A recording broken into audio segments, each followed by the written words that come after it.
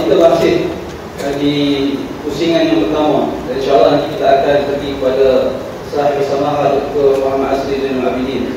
Dan tuan-tuan, kalau ada tuan-tuan yang ada sebarang soalan, tuan-tuan boleh SMS kepada saya ke nombor 01941199954. Kalau ada apa-apa soalan, boleh SMS kepada saya 01941199954.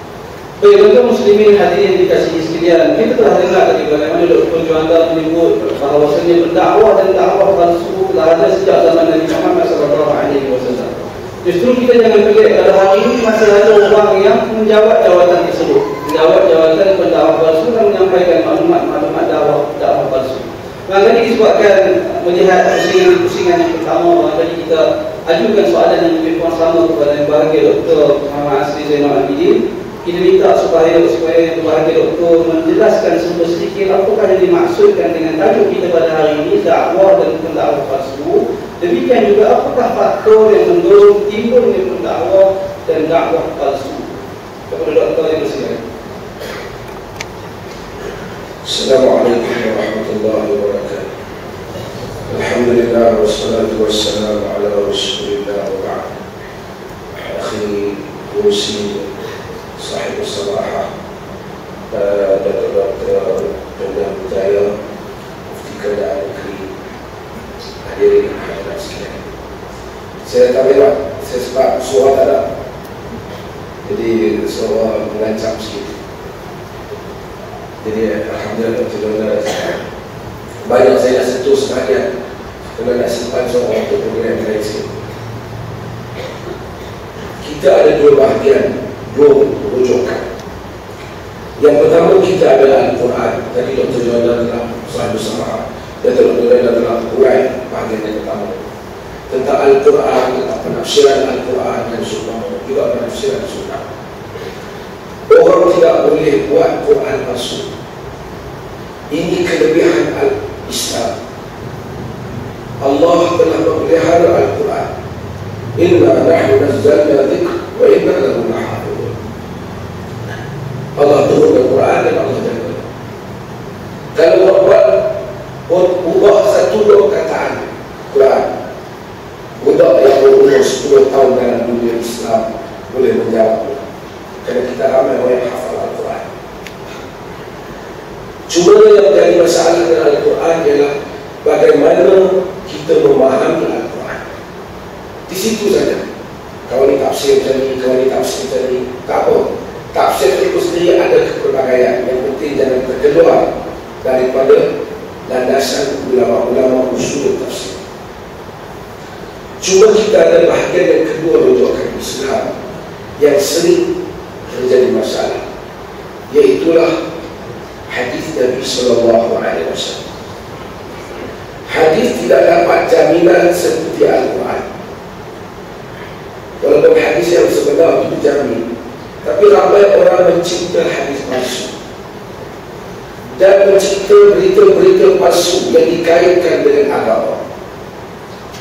Di dalam riwayat Imam Muslim, hadis yang selalu kita baca, Nabi kata, yakunu fi akhir zaman dajjalun al-kadzabun ya'tunakum min al-ahadithi bima la ta'lamuna antum wa la abawakum fa iyyakum wa iyyahum la yudillunakum wa la yuftinunakum.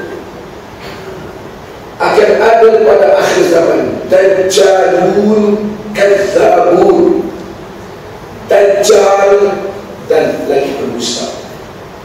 Dajjal adalah istilah yang digunakan oleh Nabi SAW merujuk kepada orang pendusta. Dajjal yang betul tu, betul satu tu, satu lah. Tapi Nabi kata Dajjal tu, Dajjal. Tu orang tahu ke tak faham Dajjal tu. Orang tahu terkesan dengan ilmu hadis. Nabi menggunakan Dajjal yang sebenar satu, tapi Dajjal itu bukan dia tipu dua ekor. Dajjal ni ini bukan dia ahli filem. Dajjalun al-kadzabun. Dajjal. Sebab kita tengok ulama hadis bila kau dusta sangat dia kata ada Dajjal. Yang ini Dajjal. Dan dia tapi mata dia dua dalam maksud dia pendusta. Kadzabun, pendusta. Apa dia buat? Ya'tunakum minal ahadithi bima la ta'lamu antum wala aba'akum. Mereka bawa hadis yang mana kamu dan bapa kamu bima la tasma'u antum wala aba'akum, hadis-hadis yang kamu dan bapa-bapa kamu tidak pernah mendengar. Sahabat tak pernah dengar hari ini. Kita tak pernah dengar, tapi dia boleh bawa hadis-hadis boleh. Nabi kata fa iyyakum wa iyyahum, kamu kena jaga-jaga dengan mereka. La yudillunakum wa la yuftinunakum, jangan sampai mereka mendesatkan kamu dan memfitnah kamu. Fitnah dalam bahasa Melayu selalu dirujuk kepada tuduh tanpa bukti. Tapi fitnah dalam Quran dan Sunnah merujuk kejadian melakukan sesuatu yang menggugat iman, keamanan, akidah. Fitnah. Al-fitnah itu asyaddu min al-qatl. Fitnah lebih dahsyat daripada membunuh. Bukan fitnah tuduh tu. Maksudnya menggugat keamanan, menggugat agama lebih dahsyat daripada membunuh. Itu maksudnya. Ini masalahnya. Masalah golongan yang menggunakan nama Nabi, menggunakan nama agama, menyandarkan perkara yang bukan dari agama. Dan orang awam tak tahu. Dan bab ini panjang. Cuma oleh kerana berkaitan dengan pendakwah, saya nak sentuh satu perkara yang selalu saya sentuh. Apa yang disebut oleh ulama-ulama hadis, kebanyakan kitab ulumul hadis akan menyebutnya, iaitulah golongan yang disebut al-qussas wal-mu'ad. Al-qussas wal-mu'ad. Qussas adalah golongan para pencerita, pengikulan, dan mu'ad adalah golongan para penceramah, para pemberi nasihat. Bila dia nak ceramah, mulut kita ada modal yang orang suka dengar. Orang suka dengar. Ulama-ulama hadis betul. Banyak golongan yang mereka hadis palsu. Sebahagian mereka ialah golongan mu'az dan qussas. Kenapa? Kenapa?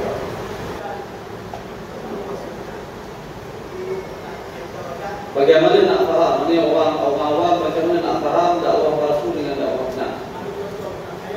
Ya. Ada soalan lagi kita? Kita timbul soalan dulu.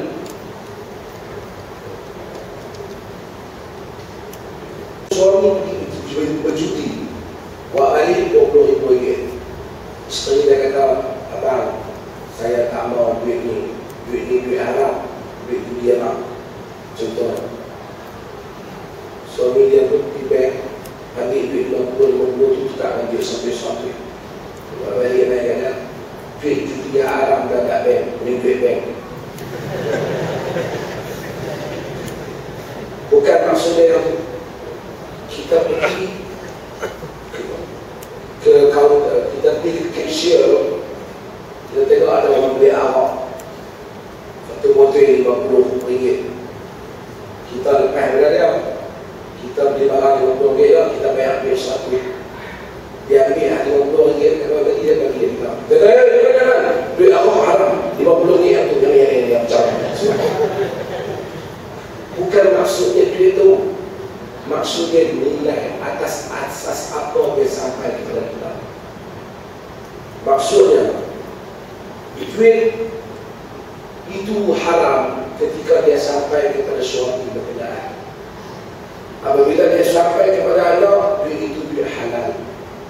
Sebab suami sah dapat ada rasa haram mungkin, tapi ketika anak dapat, dia bukan dapat duit judi, bukan riba, dia dapat duit nafkah yang Tuhan wajibkan ke atas bapa untuk diberi kepada anak.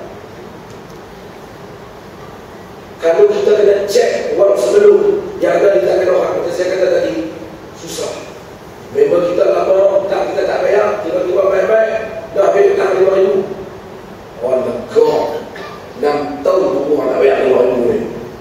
Kan kaya kan, aku baru dari Bangkok. Boleh tak? Boleh. Tak. Yang halal Bangkok dia RM5,000 ke Bangkok, RM5,000 dia apa? Bil hutang. Tapi kalau dia kata, aku bawa ke Bangkok bulan tadi, jom ke Belanda mau makan, tak payah. Yang tu meraihkan kejahatan. Itu meraihkan kejahatan. Itu beza. Kalau tidak kita susah diberi mahal. Saya kata tak kena tanya macam tu. Apa ini duit mau bagi saya apa macam halal tadi. Tak perlu tanya. Kita jumpa satu orang bukan Muslim bagi duit kat kita. Tu kerja banyak baik ya. Saya tengok saya bagi sikit tidak. Okey, boleh tahu ini duit tu kian ambil mana? Tak perlu tanya. Halal. So tak timbul benda tu. Okey, balik kepada nanti suatu sama jawab saya soal ini. Ini tahu soal ini hilang, pada hilang kita jauh. Saya ada satu perkara dalam hadis Muslim. Ini satu benda tadi semua sarah jawab ilmiah. Tuan dalam hidup ini kita perlu dari hidayah. Hidayah ini ramai masalah sana. Bukan kalau hidayah berdaya di berdaya. Dua hidayah siapa dapat dikawin. Kita cari hidayah Allah. Untuk mencari hidayah Allah kadang-kadang kita keliru di depan kita. Terutama pada zaman fitnah. Macam-macam orang ada. Sebab itu Nabi SAW baginda sudah doa semasa tahajud. Apatah lagi kita.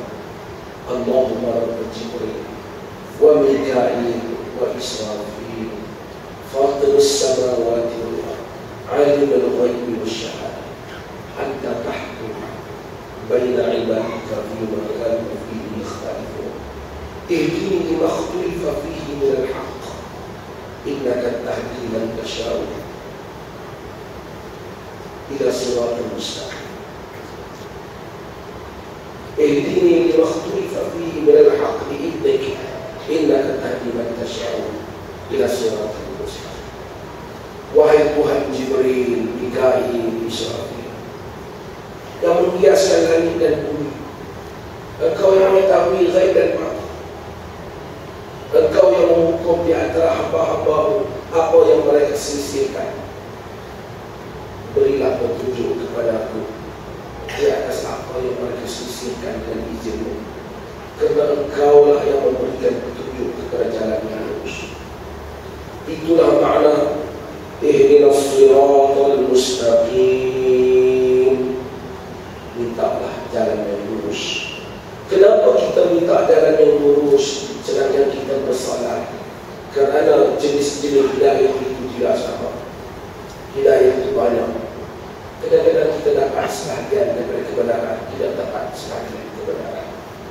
Sebab itu sangat penting, bukan main Facebook saja, bukan solok-solok di baju agama. Agama ialah sesuatu yang hidup di dalam darah daging manusia.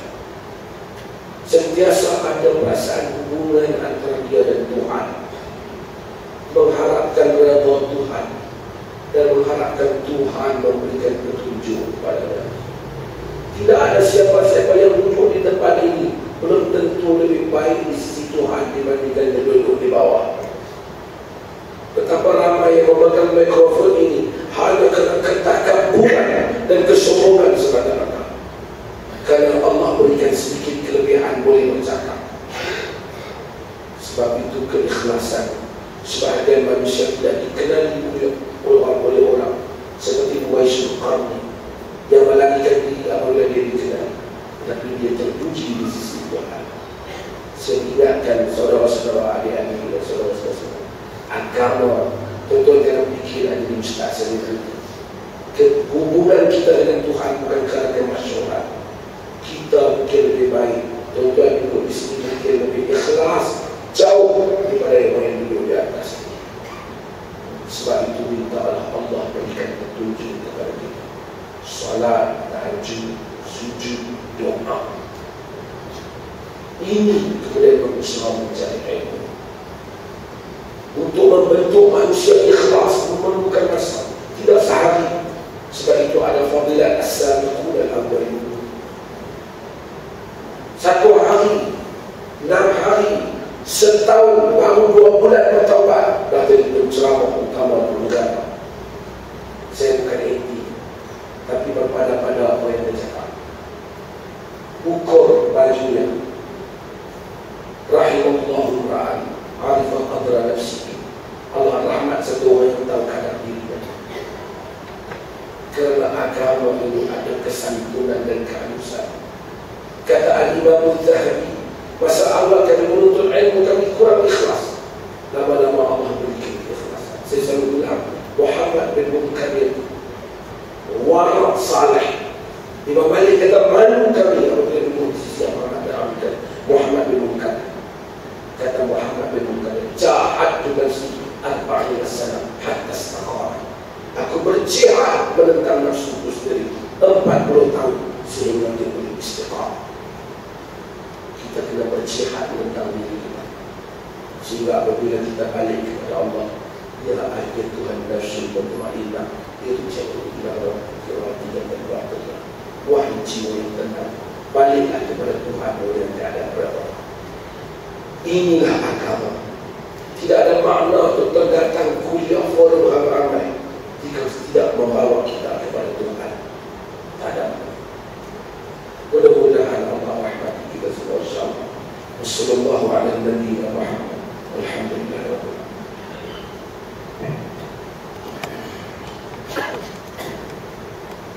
Muslimin muslimat yang dirahmati Allah, saya ulas sedikit masa kita dah berada lewat. Saya tengok belakang tadi ingat YB Jamaica yang tanya soalan. Jadi dia bertanya,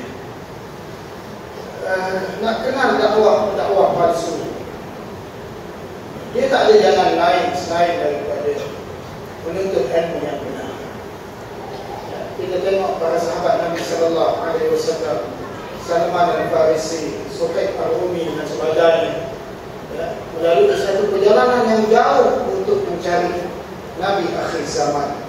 Akhirnya kerana keinginan mereka mencari hidayah dan petunjuk Allah, Allah mudahkan jalan untuk mereka. Abu Jahal, Abu Lahab yang berjiran dengan Nabi sallallahu alaihi wasallam tak dapat petunjuk dan hidayah. Sebab itu bila kita sebut manusia mencari kebenaran, setelah dia dapat kebenaran, dia dapat hidayah. Ada yang dah dapat hidayah, tetapi dia tak dapat taufik dari Allah Subhanahu wa ta'ala. Ada yang sudah mengucap kalimah syahadah, tapi amalan syirik dia tak tinggalkan daripada kehidupan dia. Sebab itu kita sebut, ya, kita perlukan hidayah, tetapi pada masa yang sama taufik agar kita buat sesuatu sebagaimana yang dikehendaki Allah, itu suatu perkara yang perlu mujahadah sepanjang kehidupan kita. Cuma yang pelik orang kita pasal apa jadi? Ya, wabillahi taufiq wal hidayah. Katanya wabillahi hidayah buat taufik. Dapat hidayah, baru dapat taufik. Dapat petunjuk, baru dia tahu apa yang dibuat itu betul ataupun apa yang dibuat itu salah. Ya. Kemudian bagaimana kita nak menghadapi segala bentuk pelajaran ataupun tulisan-tulisan yang menyeleweng dalam internet, dalam ceramah dan sebagainya. Dia tak ada persoalan, tak ada jawapan yang lain. Jawapan dia balik soal ilmu. Ya. Dan bila ada golongan yang cuba menyelewengkan masyarakat awam, kita tak ada pilihan kecuali memberikan penjelasan. Tiap-tiap tahun kita sebut sebagai contoh, ni dah masuk Rejab. Tidak lagi ramailah. Ya. Yang hantar SMS berantai, yang WhatsApp berantai, yang apa lagi, kalau yang palsu yang tiap-tiap tahun kita peringatkan. Ya, masuk bulan Ramadan, keluarlah borang-borang, ya, jual pahala, beli pahala, terutama yang atas nama Ma'had Tahfiz, yang sepatutnya mereka lah yang membela Al-Quran dan As-Sunnah, tetapi mereka nampaknya golongan yang pertama memudahkan Al-Quran dan As-Sunnah. Sebab itu tuan-tuan, kita jangan mudah tertipu. Dan penipuan yang paling mudah ialah golongan yang menunjukkan jalan yang terlalu shortcut untuk agama. Apa kita menafikan agama itu mudah, tetapi agama bukan suatu produk untuk dijual beli dan untuk mendapat keuntungan oleh golongan tertentu.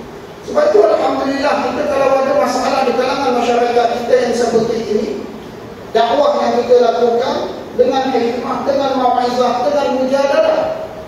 Ya, dan sebab itu kadang-kadang ada sebagian orang atas nama hak kebebasan, bila kita bertindak terhadap golongan yang cuba untuk merosakkan agama, ada pula yang kata, bagilah kebebasan setingkat dia.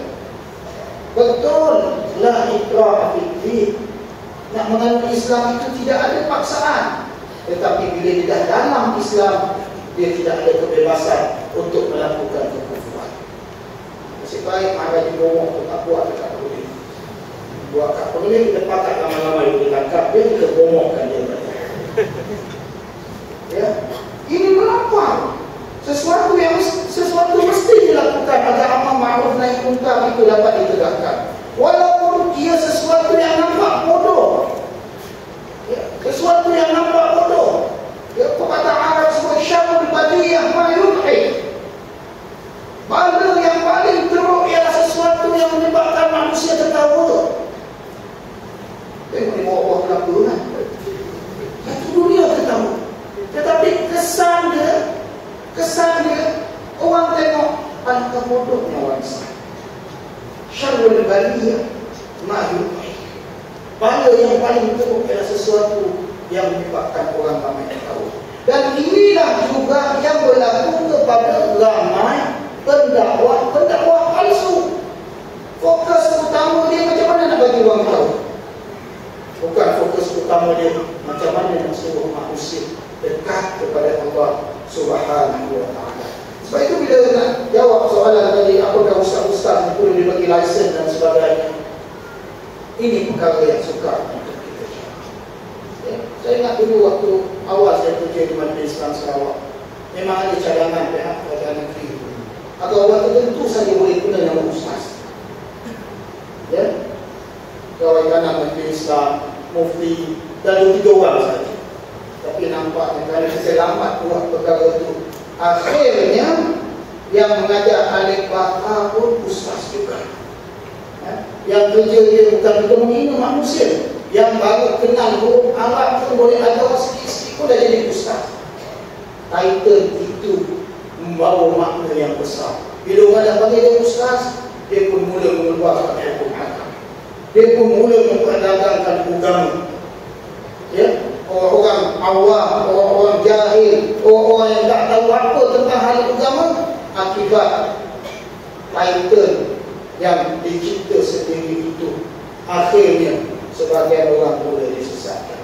Sebab itu tuan-tuan dan puan-puan, bila kita sebut soal dakwah dan berdakwah palsu, bagaimana kita nak kenal mereka, bagaimana kita nak kenal pasti, balik kepada soal ilmu itu sendiri, balik kepada soal usaha mujahadah kita mencari hidayah daripada Allah, memohon agar Allah Subhanahu wa ta'ala memberikan taufik kepada kita agar kita mendapat petunjuk yang benar.